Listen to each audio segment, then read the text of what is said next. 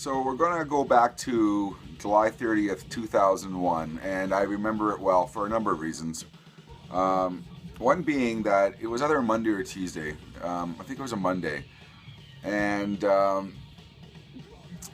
that weekend I was in Vancouver. I had flown to see a show in Vancouver. And 2001, this was the last kind of, as I've referred to in other videos, around that era was kind of the last kick at the can for record labels treating record store people and managers to unlimited free tickets, and you could go see shows in other parts of the country.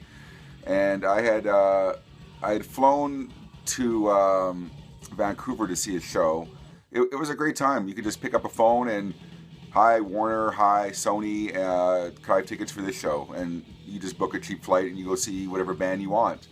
So I had done that, and I had spent a weekend in Vancouver, and it was a very long weekend. Let's put it that way. I didn't sleep a whole lot, so I flew back to my city to see Pantera, and I had just gotten off a flight and just made it to the venue just in time for the show. And this was, I believe, the first time Pantera had played my city. This was this very tour right here, Reinventing the Steel. And what was, in retrospect, what was kind of cool was our show here in my city in Edmonton. It was the third, I believe it was the third last show they ever played, ever. They had played, I think, after my city, I think they played Saskatchewan or Winnipeg possibly, and then they did a festival in Japan, and that was it.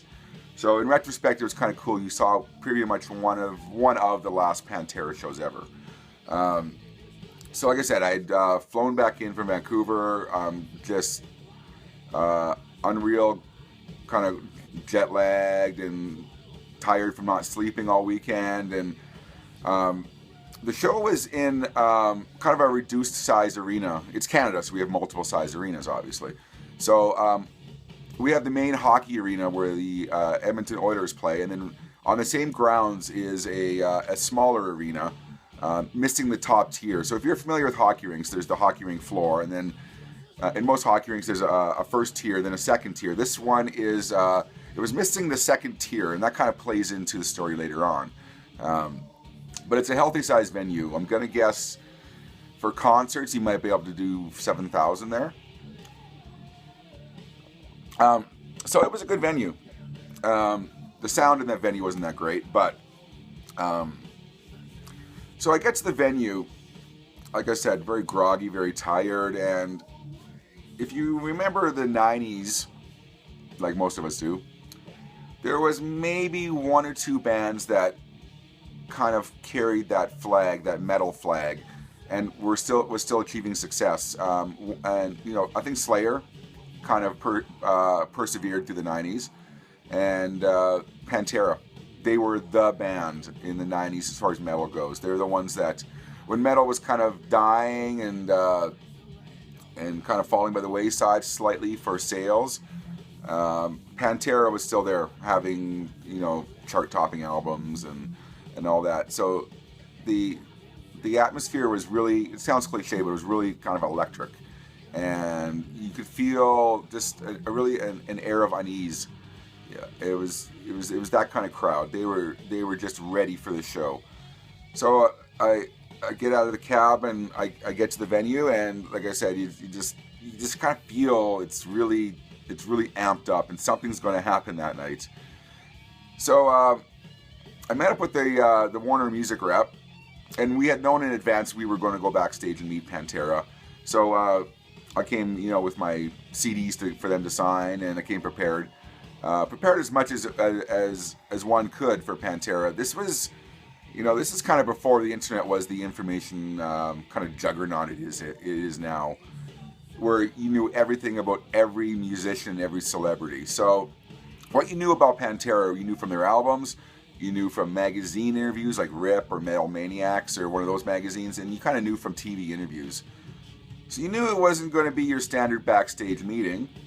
But like I said, I had done enough of them where I was kind of prepared for worst case scenario. And like I said, this is, like I said, before everyone knew everything about everyone else. So, you know, in retrospect, you know, you didn't know about Phil Anselmo's drug addiction and his, you know, and his back pain, which kind of plays into the story I'm going to tell you. And you know, you knew they were heavy drinkers, but you didn't know to what extent. And you knew they were partiers, but you didn't know to what extent. So I met up with the Warner rep, and like a lot of backstages, and I've referenced this in other videos. Most backstage meet and greets happen before the band goes on. So you sacrifice the opening bands, and Morbid Angel was supposed to open the show amongst some other bands, but Morbid Angel was the band I really wanted to see, and they had to cancel. They couldn't get across the border. So I didn't feel that bad about, I don't remember who the other opening bands were, but I didn't feel that bad about missing the opening bands. So I'm kind of wading through the crowd. You know, we're making our way backstage. I don't recall us ever kind of going onto the floor. We had floor seats. There was no seating on the floor for this concert. There was going to be mayhem on the floor. I recall there was a small group of us who went backstage, maybe 5. And by the way, I've never done a video where I had to insert a photo. So at some random point in this video, I might insert the photo, or it might be at the very end of this. Just kind of preface everything by saying the photo might be anywhere in this video or at the very, very end of it. Like I said, when I go to editing, I'll see where how that whole thing works. So we get backstage, and you know, we're standing in the corridor waiting for the go-ahead from the tour manager that the band's ready, and so there was a little bit of waiting around, but we finally got into the backstage. And the first thing that strikes you when you walk into the Pantera dressing room was the walls were just covered with nude centerfolds of girls, and I do mean covered, and that was okay, you know. And then you walk in, and it's a party. There's not a lot of it's just kind of the band and crew. There's not a lot of really kind of hangers on, but you know, they're having a party. And the first person I met was Rex Brown, who is just insanely cool. Him and Vinnie Paul were the most level-headed people that I had met. Rex Brown, you know, the entirety of the backstage was maybe 20 minutes. So I had little bits of time to talk to Vinnie Paul and Rex Brown. Rex Brown was just a really cool guy. As a failed bass player, you know, just talked basses and stuff like that, and his playing. And then I recall secondly meeting Vinnie Paul, and I know there's a lot of bad feelings out there for Vinnie Paul right now. I don't know why. Maybe because he won't get the band back together. I don't know. But Vinnie Paul was cool as shit. He was like the master of ceremonies at a barbecue. It's kind of like, you look at the guy, and that's what he was. He just, come in, and here's our catering table, help yourself, and there's some drinks here for you, and just a really super nice guy. And I had a nice opportunity to chat with Vinnie Paul. And then we met Dimebag Daryl. Some of you might, if you know Pantera, you know that Vinnie Paul is known for his guitar playing. You know he's known for his drinking, and he's known for a drink that he invented called the Black Tooth Grin. Like I said, pre-internet, you know, in retrospect, we all know his famous drink, the Black Tooth Grin, that he invented. This was kind of unbeknownst to me, and the first thing Dimebag does is he puts a glass in front of me and orders me to drink it. And it was a Black Tooth Grin. And a Black Tooth Grin, if I can remember right, I believe it's Seagram's, Crown Royal, and a splash of Coke just for color.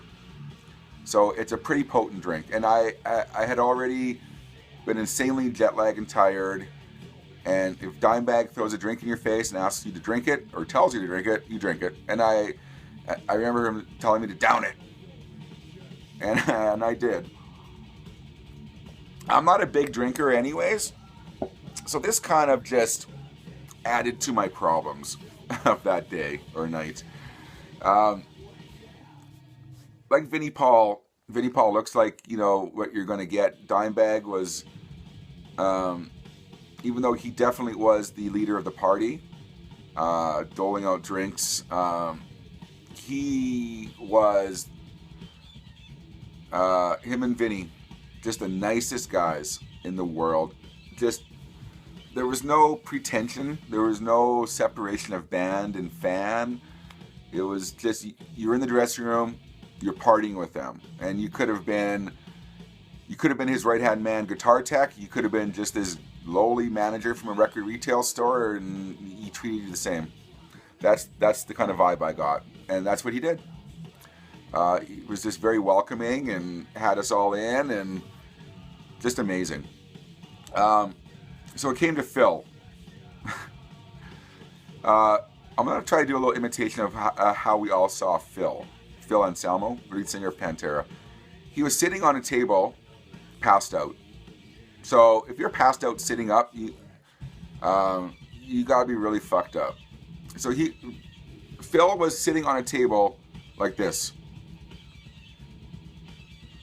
It's like he had just nodded out. So everyone's kind of in line. Well, I guess not really in line, but everyone kind of informally gathered around Phil, and we're walking by him and, you know, saying hi to him. I'm not sure everyone knew he was passed out. I was kind of hanging back talking to Dimebag. And then, for whatever reason, I was the last kind of in this informal line to kind of, to meet Phil. And everyone's walking by him and talking to him, and no response. And they kind of just walk by him, and about one by one this is happening.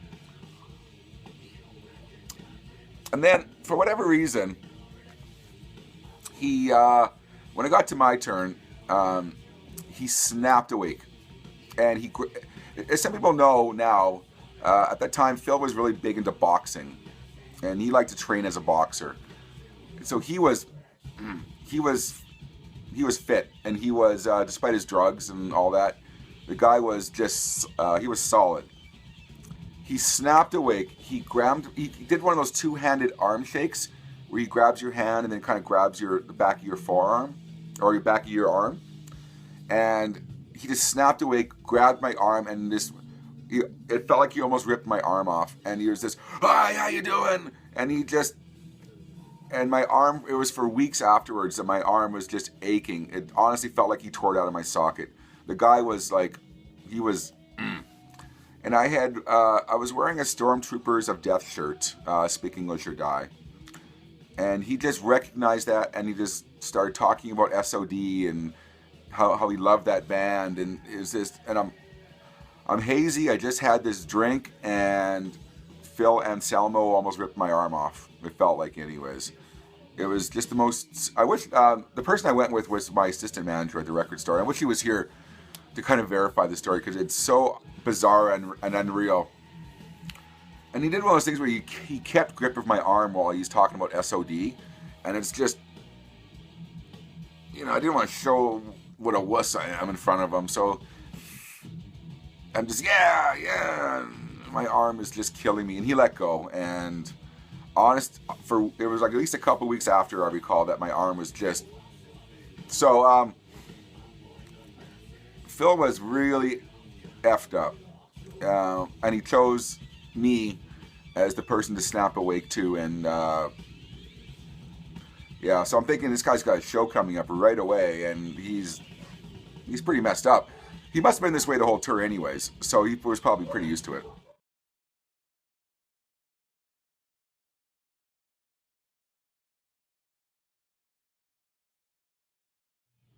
So at this point,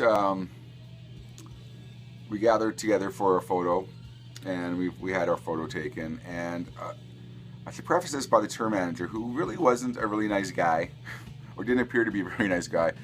From the minute we entered the backstage, every couple of minutes he would yell this out every couple of minutes. He would yell, "Get them the fuck out of here." He would just keep on yelling every couple of minutes to get us out. I think he knew he had his hands full, and he needed to get the band focused, and there was probably some issues. So every couple of minutes, the tour manager is yelling this, kind of just adding to the just to the weird vibe going on with Phil. And we had a little bit more time just to kind of mill around and, just small talk with the band. And then we got ushered out. And now, so that closes the chapter of meeting the band, which was really weird. But on the way out, Dimebag offers up another drink. So he puts another blacktooth grin in front of me, and I have another one, and he tells me to down it, which I did. And like I said earlier, I'm not a big drinker in the best times. I'm jet lagged and tired. I've now had 2 blacktooth grins, and I'm about to go onto a floor with this incredibly amped up crowd. And so we get ushered and we're on the floor, and things are starting to hit me. And I was telling you earlier about the arena kind of just having the floor. There was no seating, like I said, so it was just all standing. And they only sold X amount of tickets for the floor, and the crowd is pressed up against the front, and there's a whole area in the back that's not full. And how this plays into all of it is that the lights are about to go down. People kind of know the lights are about to go down, and then they did. And then what you saw is people pouring out of the top tier. They're jumping and they're dropping down. It was like people escaping a burning building. They're trying to get onto the floor, and it's just a ton of people dropping down from the first tier down to the other level, and dropping down and trying to get to the floor. And there's I've been to lots of early punk shows where I've seen kind of really violent crowds, and this was kind of far beyond that. This was a crowd that was just ready for blood. And like I said, I've been to early punk shows where the pit has a kind of a code of ethics. You drop, so someone falls, you pick them back up. And like I said, there's kind of like some unspoken rules. You don't throw elbows, you don't kick, you don't use your knees, you're very respectful of others. And this wasn't this crowd. This was a crowd that was throwing elbows. This was a crowd throwing fists. This was a crowd using their knees, and this was like, and security at those punk shows, they kind of knew what they were getting into. They were kind of familiar with these kind of events, and what to do. This was a proper security, conscious security, and they did not know what to do. So people are pouring onto the floor, and within 30 seconds of lights going off, there are fights everywhere. Security fighting fans, attacking security. There was fights. It was blood. They were calling more security to the floor to stop this kind of mass exodus onto the floor. And it was just nothing. It was like nothing I've seen before. The only thing I've really kind of seen where there was that kind of feeling in the air that something imminent bad was going to happen was I seen a kind of an early Slayer show. And it was like, that was kind of like that. But it was even more so. And I definitely recall at one point picking someone up off a security guard. It didn't matter. It doesn't matter to me if it was a fan getting his ass kicked or if it was a security guard getting his ass kicked. It's that level of someone getting dominated that bad. I stepped in and tore this guy off a security guard who was getting his ass kicked. And so there's fights and there's blood, and like I said, you can just see random pools of blood. And they called in more security to reinforce the back of the hockey arena to prevent more people from dropping down. And in the meantime, I was kind of in the middle, but on the outside of this pit that was forming. And the pit was, like I said, it was an uncontrolled pit where the people kind of doing their moshing. Some of them, this might be their first time, and a lot of people, they didn't care about any kind of unspoken rules. There was elbows being thrown. It was just a violent pit, and there was people coming out of the pit, a couple people per song coming out with broken glasses, their nose. I remember one guy coming out with his nose bent over, and like I said, there was a lot of blood spilled that night, and like I said, it was probably for all the shows I've been to, it was probably the most violent show I've ever been to. Um, for this kind of, and like I said, it was like TV video of people falling out of buildings, dropping down of a building burning, or a burning building, and just no security guard was going to stop them from getting out of their seats, getting onto the floor, and running to the front. And eventually, that kind of settled down about a couple songs in. Security had kind of got it under control, and police kind of came down and was helping to stop this kind of mini riot that was going on. And so my recollection of the show was incredible. You know, I do remember Phil kind of randomly sitting down a couple times. He knew, like I said, in retrospect, we know about his issues, his problems, and kind of what he went through that tour with his back pain. And he looked like he was hurting. And I'm not sure if he was high or what the deal was. But yeah, I just remember it being an incredibly amazing show, and and just to see all this stuff going around you, and you're just kind of you're on the verge of being completely out of it from being exhausted and having two of these drinks that are far beyond someone of my drinking capability. It was I definitely recall needing guidance out of that place that night, and probably one of the most surreal, amazing shows I've ever seen, just for intensity. And like I said, it was the first time they played my city, and people were ready for it. And every heavy hitter in my city that was just into metal, they were there, and they let it be known they were there. And yeah, that is the story of when I went backstage and met Pantera. It was like I said, my arm hurt for weeks. My head took a few days to recover, and it was probably the most blood I've seen spilled at a show in my life. And yeah, and that's my odd experience meeting Pantera. So I hope you enjoyed Storytime. Um, Leave a comment if you want, and I have I have probably more stories than I should have about kind of similar incidents meeting bands and whatnot. So like I said, I hope you enjoyed Storytime with Pantera, and this is David Michael. I'll be signing off now, and take care.